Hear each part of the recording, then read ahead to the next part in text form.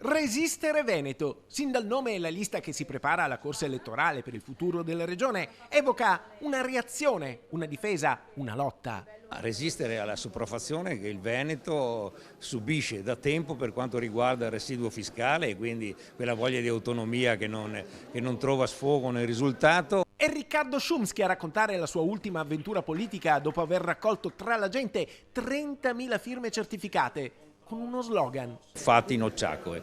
D'altronde noi abbiamo raccolto le firme che sono dei fatti e le ciacque le lasciamo agli altri. La ricetta per il Veneto è riorganizzare la sanità regionale con politiche a sostegno della famiglia, degli anziani e dei fragili e con libertà di cura. Io sono un free vax e sono per la libertà di cura e non per l'obbligo e la coercizione. Questa è la differenza.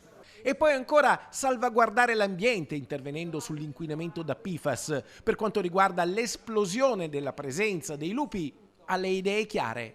Ogni specie ha i suoi antagonisti. I lupi è l'uomo da quando il mondo è mondo, quindi bisogna, se c'è uno sviluppo e un interessamento di aree urbanizzate, bisogna dare una limitazione allo sviluppo di questi, non c'è altro da fare. Tra le priorità, il rifiuto della corsa agli armamenti come misura economica. L'obiettivo è invece il sostegno agli artigiani e alle piccole imprese. E ancora la lotta per l'autogoverno veneto e la salvaguardia dell'identità culturale con programmi di storia e lingua veneta nelle scuole. In un mondo globalizzato che tende a dire che insomma, non ci sono caratteristiche, è tutto uguale, che bisogna fare un mescolamento, una specie di minestrone, noi riteniamo che lingua e cultura vadano difese e introdotte come insegnamento scolastico. E a proposito di istruzione, la lista Resistere Veneto punta a contrastare l'ideologia gender nelle scuole. Siamo uomo e donna, gender fluid, che razza di discorso è? Soprattutto non si deve fare ai bambini, voglio dire, queste indicazioni sono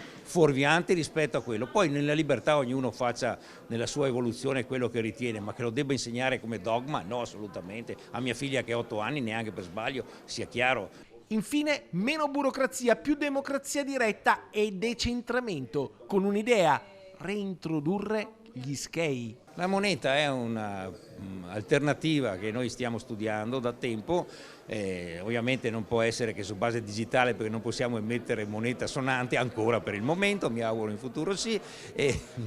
Però che permette di mantenere un credito d'imposta che rimane nel territorio. È possibile a diritto bancario, quindi è un'autorità che la regione può fare e noi abbiamo un progetto che vogliamo sviluppare. Insomma, tante idee, ma poche parole. Noi non promettiamo nulla, noi facciamo.